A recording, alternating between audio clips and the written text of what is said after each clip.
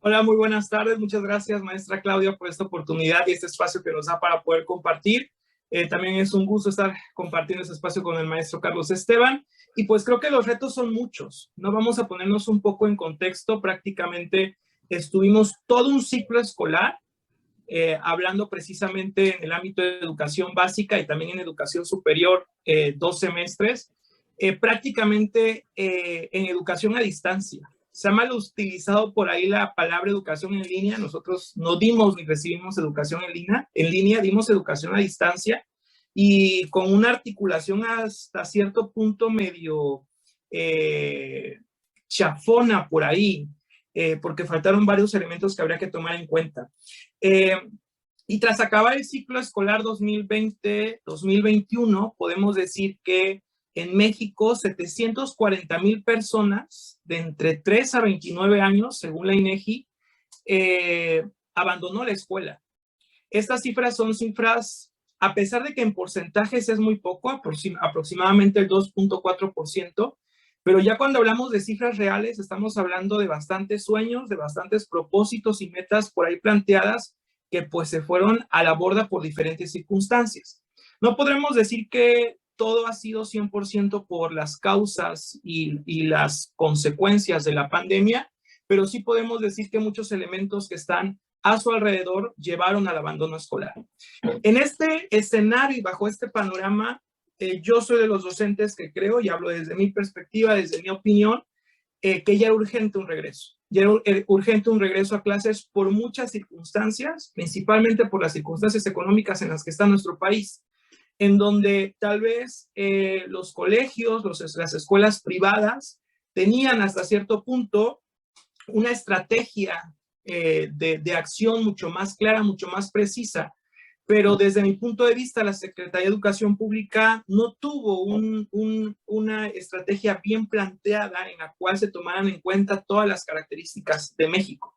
Y eso no es algo de ahorita, ha sido de siempre en los que características específicas, características geográficas, económicas, precisamente de nuestro país, nos han tomado en cuenta cuando se lanza un programa de acción. Claro que se utilizó la radio, se utilizó la televisión, se utilizaron algunos cuadernillos que los propios estados diseñaron con las características de sus espacios geográficos, pero a pesar de ello hubo muchos elementos pedagógicos que no fueron bien implementados a lo largo de esta pandemia. Entonces, los retos con los que nos encontramos los docentes hoy en día, tengo la oportunidad de trabajar en educación básica, donde ya estoy trabajando de manera presencial en educación superior, todavía seguimos por ahí en línea, pero con lo que yo me encuentro en educación básica es con un rezago educativo muy fuerte en el que a veces, si lo digo desde mi experiencia, no sabemos ni por dónde empezar, porque realmente estamos hablando de todo un año en el cual quienes se encargaron realmente de la educación de los niños, o más bien los que se hicieron responsables, fueron los padres de familia. Y la historia a veces nos dice que los padres de familia en los últimos años tal vez sí se han visto un poco despegados, un poco alejados de los procesos educativos de los niños, y son otros hasta cierto punto actores que intervienen en los procesos educativos. Entonces, el mayor reto, más que la parte de la salud, que creo que no nos compete, o sí nos compete, y de hecho hay toda una metodología que tenemos que seguir como docentes para que podamos estar en las escuelas. El mayor reto es saber cómo atender el rezago educativo de año y medio. Por ejemplo, en mi caso tengo alumnos en 5º grado que todavía no saben leer y escribir bien, alumnos de 5º grado que no se saben las multiplicaciones, que no saben cómo aplicar, cómo resolver un problema matemático, que es algo que a mí me viene en mis planes y programas de 3º, 2º año de primaria, y que no sabemos por dónde abordarlo, y que a pesar de que hay todo un plan de acción en estos primeros 2 meses, aún no logramos solucionar esos problemas. No sé, por acá quiero entrar, no sé por ahí si el doctor Carlos Esteban quiera comentar algo más.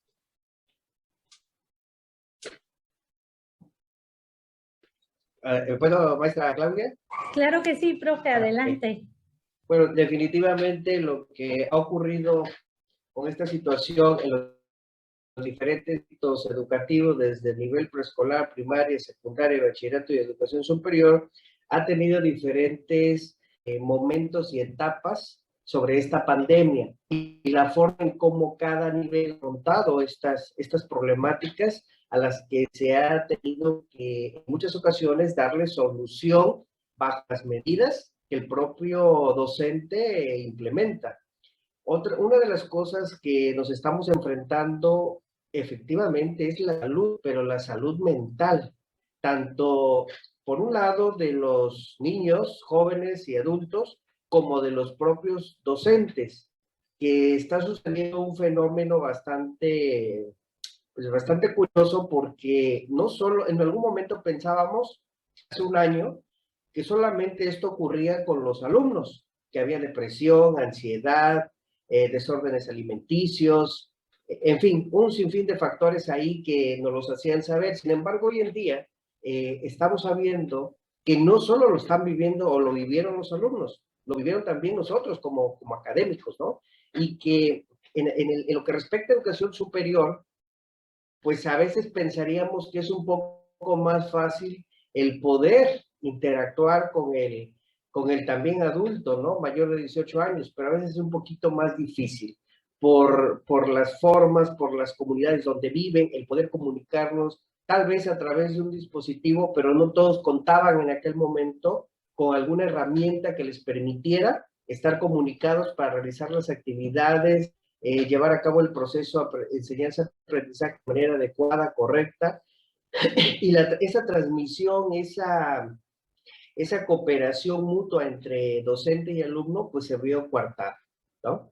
Entonces, hoy a lo que nos vamos a enfrentar y nos estamos enfrentando exactamente adecuados para cada institución educativa, sea preescolar, primaria, secundaria, bachillerato, educación superior, porque no para todos será de la misma manera, por la circunstancia, por el contexto, por la región, por la misma constitución de la escuela, las características en el contexto externo en el cual se desenvuelve. Todo esto te tiene que hacer un protocolo real, no solamente el hecho de llegar, te dan tu gel antibacterial, tu cubrebocas, no, eso es parte del protocolo, pero es establecer qué pasa si lo detecto, a quién acudo, qué pasa después de que yo detecto en un aula esta situación. Esto va unado con un poco más de tranquilidad para quienes vayan a acudir a las aulas, ¿no? Y efectivamente, este proceso de enseñanza-aprendizaje se ha venido coartando a través de los meses, a partir sobre todo del periodo febrero-julio 2020 y agosto-diciembre 20, pues fue cuando estuvo más recrudecido, digamos, no un avance como se esperaría en presencial, pero no se dejó de trabajar ni docentes ni alumnos, ¿no? Si hablamos del nivel superior. Y esto es bastante gratificante porque hoy en día se dan cuenta que a pesar de eso, pues se tenía que avanzar. La educación es como la evolución, no se puede detener.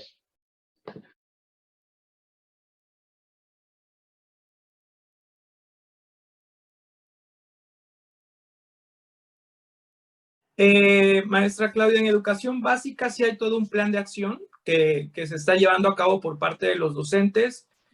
Cada estado lo está llevando a cabo de acuerdo a las necesidades que se están suscitando en cada uno de ellos. Y de manera particular, el plan de acción se elabora por parte del centro de trabajo, o sea, por cada una de las escuelas. A nosotros nos mandan todo un protocolo, ¿ok? Todo un protocolo a seguir. Nos mandan una evaluación diagnóstica, que es la que tenemos que aplicar. También tenemos que estar haciendo una constante registro de las condiciones de nuestros centros de trabajo con el propósito de conocer cuáles son nuestras necesidades reales. Con base en estas necesidades reales es que nosotros tenemos que crear todo un plan escolar de mejora continua, que es como se le llama en el nuevo programa escolar, que tenemos que elaborar y que dentro de este programa hoy tenemos que ver o tenemos que partir de las necesidades reales de nuestro contexto. ¿Okay? Ya no nos vamos a basar tanto en lo que se está haciendo a nivel nacional, sino nos estamos basando a nivel local cuáles son las verdaderas necesidades de nuestros estudiantes. Aunado a esto, hay todo un soporte, podríamos decirle, teórico y pedagógico para atender ciertos elementos como nos comentaba el doctor Carlos Esteban, en los que la salud emocional va a ser el pilar precisamente para poder trabajar cada uno de estos elementos. Y partiendo de ello, atender precisamente las necesidades de rezago educativo a través de un periodo extraordinario de recuperación, que es como le han llamado y que de hecho acaba de concluir ahorita en noviembre, que fue del mes de agosto al mes de noviembre. Tuvimos 2 meses y semanas para poder nosotros recuperar por ahí ciertos aprendizajes claves de los ciclos anteriores para que los niños y los adolescentes como que entren de lleno a los aprendizajes que se tienen que adquirir en este nuevo ciclo escolar.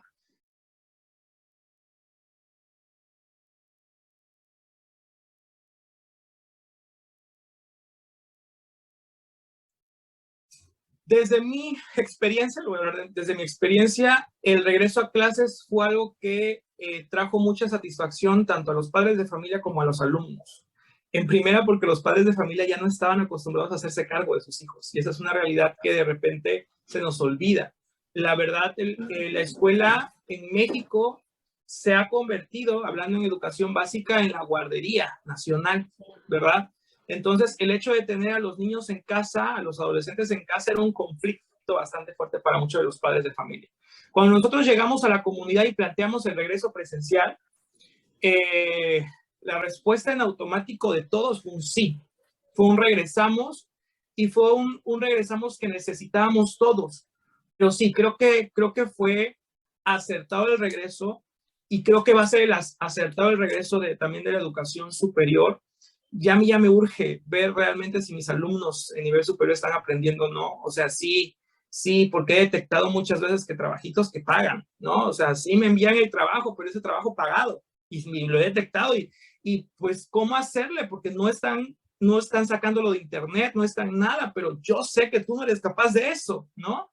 Entonces, yo ya sí necesito regresar a presencial también en educación superior, y una por la salud emocional de uno como docente también. Al menos a mí, yo se lo comento a mis amigos que uno regresan a presencial, salir de casa por las mañanas para irme a trabajar, créanme que es tan satisfactorio que en lugar de venir cansado, vengo tranquilo, relajado, porque ya lo necesitaba, ¿no? Ya lo necesitaba. Entonces, sí, para mí, creo que tanto para maestros, alumnos y docentes, está siendo un proceso que necesitábamos ya como sociedad.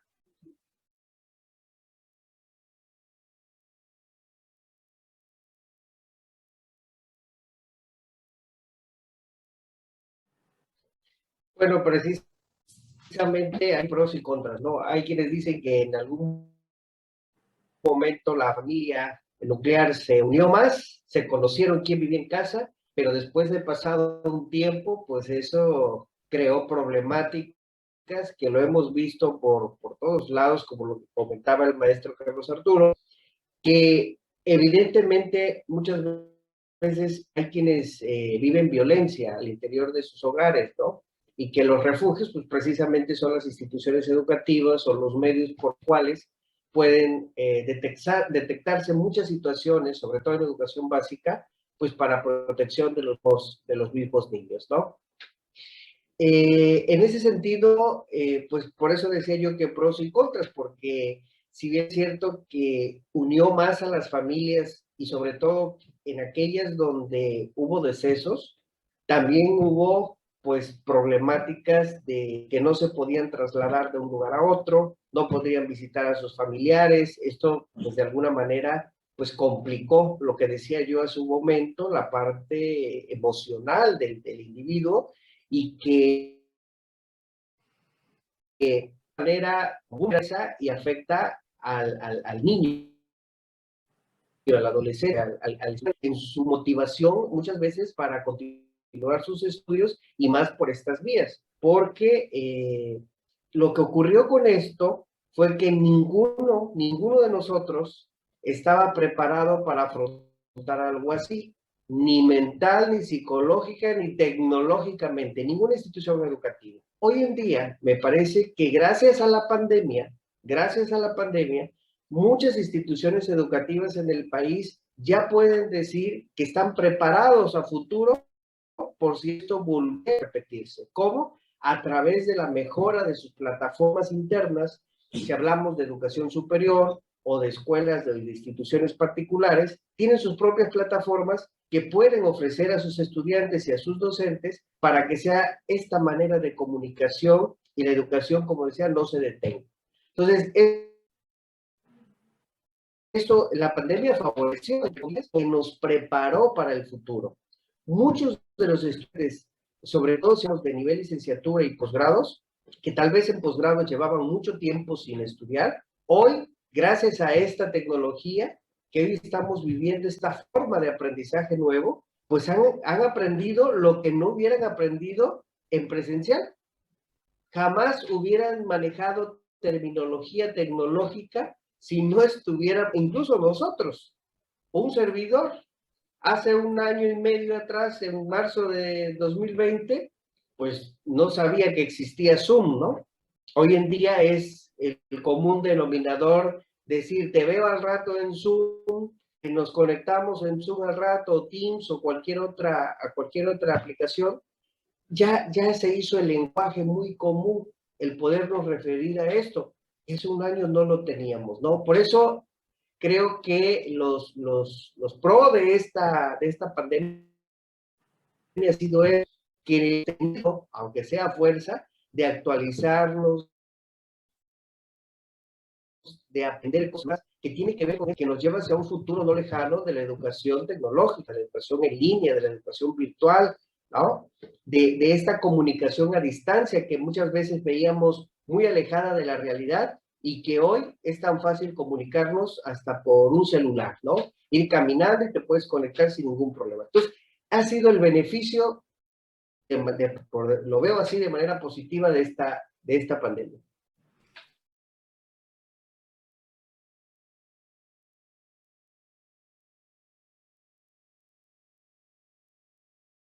En un momento hablabas acerca de alguna propuesta sobre este diseño curricular.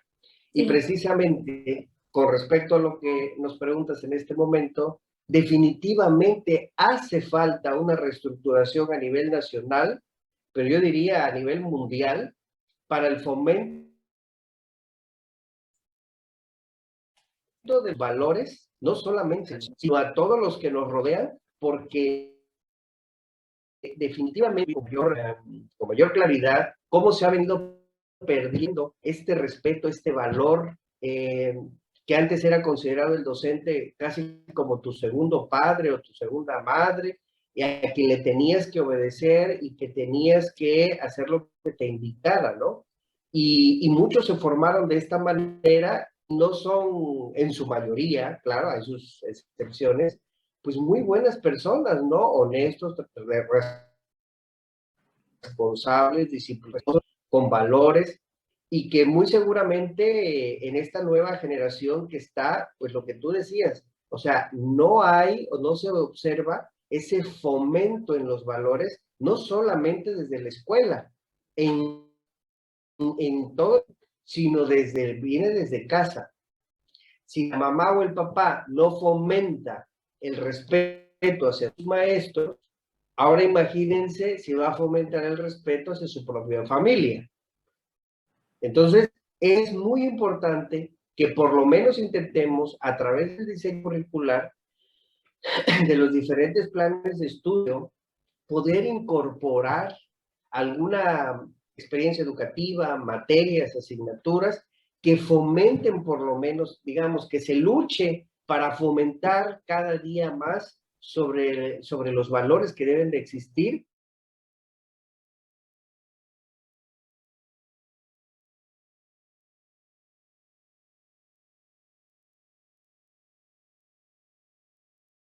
Súper rápido. Esta pandemia vino a modificar muchísimas cosas y creo que la visión que se tenía del docente, hasta cierto punto, no puedo decir que al 100%, pero sí se logró volver a ver la importancia que tiene el docente. Vamos a ver rápidamente, antropológicamente, vamos a ver que había tres profesiones o 3 oficios importantes en una comunidad. El profesor, el médico y el sacerdote. Eran los 3 que eran prácticamente los más importantes. Y antropológica e históricamente venimos de lo mismo, del mismo lugar. Vamos a recordar que los sabios egipcios, los sabios babilónicos eran los que se encargaban de hacer estas tres cosas, de ser guía espiritual, de sanar y de educar. Desgraciadamente, la historia, la vida, la sociedad fue deteriorando nuestra identidad como docente, nuestra importancia dentro de la sociedad, pero precisamente creo que partiendo de la pérdida de valores en la familia, ¿no? Si no respetamos a mamá y no respetamos a papá, ¿verdad? Porque no le damos el valor que tienen, parto de valorizar a la persona, mucho menos voy a valorar al docente. Y más cuando en casa, ¿verdad? Reciben a cada rato que pues el docente es un inútil, los docentes son buenos para nada, el docente es un flojo, el docente es esto y el otro, claro que se refleja de manera inmediata en nuestros procesos de enseñanza-aprendizaje.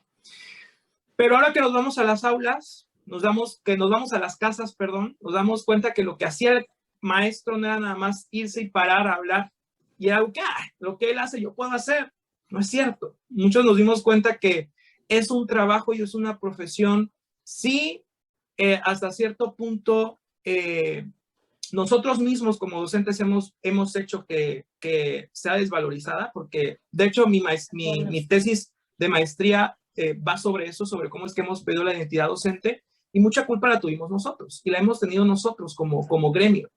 Pero también creo que ha servido para recuperar la importancia y el lugar que tenemos en la sociedad, ¿no?